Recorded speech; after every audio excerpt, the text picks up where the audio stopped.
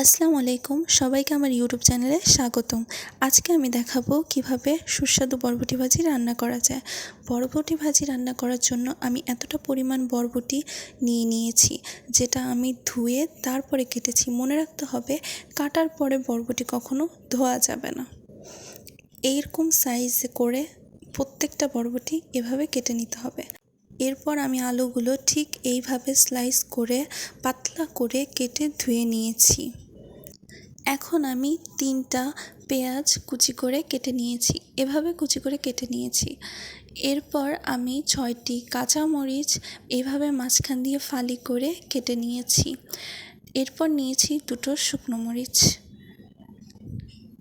এখন ফ্রাই প্যানে 3 টেবিল চামচ তেল গরম করে নিয়েছি। এখন এর মধ্যে 2টো শুকনো মরিচ দিয়ে দিলাম।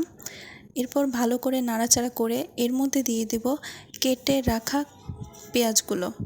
আপনারা চাইলে পেঁয়াজ বাড়িয়েও দিতে পারেন। এরপর এটা ভালো করে নাড়াচাড়া করে এর মধ্যে দিয়ে দিব আগে থেকে কেটে রাখা কাঁচামরিচ। আপনারা চাইলে ঝাল কমিয়ে বাড়িয়ে নিতে পারেন, সেক্ষেত্রে আপনাদের বেশি ঝাল খেতে হলে আপনারা কাঁচামরিচ বাড়িয়ে দেবেন। এরপর কিছুক্ষণ নাড়াচাড়া করব, তবে একদম বাদামি করা যাবে না। এখন দিয়ে দিচ্ছি 1 টেবিল চামচ হলুদ গুঁড়ো, তারপরে দিয়ে দিচ্ছি 1 টেবিল চামচ ধনিয়া গুঁড়ো। আমি সব গুঁড়ো 1 টেবিল চামচ করেই দিচ্ছি। এরপর দিয়ে দিচ্ছি 1 টেবিল চামচ শুকনো মরিচ গুঁড়ো। এরপর ভালো মতো নাড়াচাড়া করে এর মধ্যে দিয়ে দেব আগে থেকে কেটে রাখা সেই আলু। মনে রাখতে হবে, আলুর পরিমাণ কিন্তু বরবটির তুলনায় কম হতে হবে। আর এই আলুর সাথে মশলাগুলো ভালো মতো মাখানোর পর তারপরে আমরা এর মধ্যে দিয়ে দেব বরবটি। এখন দিয়ে দিচ্ছি বরবটি কিন্তু আমি পুরোটাই দিয়ে দেব।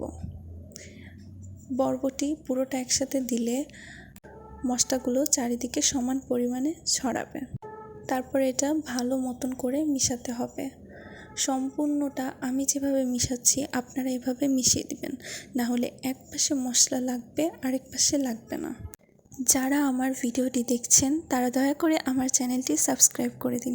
আমার নতুন ইউটিউব চ্যানেলে নতুন ভিডিও পেতে, নতুন নতুন সুস্বাদু রেসিপি পেতে সাবস্ক্রাইব করে বেল বাটনে ক্লিক করে আমার সাথে থাকুন।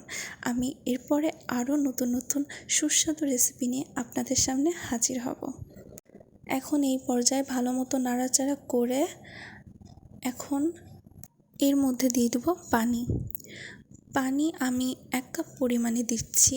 আপনারা চাইলে পরিমাণ আন্দাজে বাড়াতে পারেন, তবে বেশি পানি দেওয়া যাবে না, এতে করে ভীষণ নরম হয়ে যাবে ভাজিটা। আমি অত নরম করছি না, এজন্য আমি অল্প পরিমাণ পানি দিয়েছি, যাতে আমার ভাজিটা সিদ্ধ হতে বেশি সময় না লাগে। এখন আমি এতে ঢাকনা দিয়ে রাখবো। কিছুক্ষণ পর চেক করতে হবে যাতে ভাজিটা নিচ থেকে পুড়ে না যায়। এখন আমি এর মধ্যে লবণ দিয়ে দিচ্ছি, পরিমাণ মতো লবণ দিয়ে দিচ্ছি। আমি আগে কেন লবণ দিইনি, কারণ আগে আমি যেহেতু ভাজিটাতে পানি দিয়েছি, সুতরাং আমি যদি লবণ দিতাম তাহলে পানি থাকা অবস্থায় লবণটা আমার কম মনে হলেও যখন পানিটা টেনে যেত তখন লবণের পরিমাণ বেশি হয়ে যেত। লবণের পরিমাণ বোঝার জন্যই আমি পানি টেনে যাওয়ার পর লবণ দিয়ে দিয়েছি। এখন এটা নাড়াচাড়া করে ঢাকনা দিয়ে কিছুক্ষণ রাখবো। এখন দেখতে পাচ্ছি আমার ভাজির পানিটা অনেকটাই টেনে এসেছে। এখন কিন্তু এখান থেকে সরা একদমই চলবে না, না হলে ভাজির নিচে পুড়ে যাবে। এই জন্য এটা কাছে থেকে অনবরত নাড়াচাড়া করে নিতে হবে, যাতে ভাজিটা নিচ থেকে লেগে না যায়। এই দেখুন ভিউয়ার্স, আমার ভাজিটা কিন্তু সিদ্ধ হয়ে গেছে। এই যে আমার ভাজির ফাইনাল লুক, যেটা কিনা গরম ভাত আর রুটির সাথে দারুণ সুস্বাদু। আপনারা বাসায় অবশ্যই ট্রাই করে জানাবেন কেমন হয়েছে। ধন্যবাদ।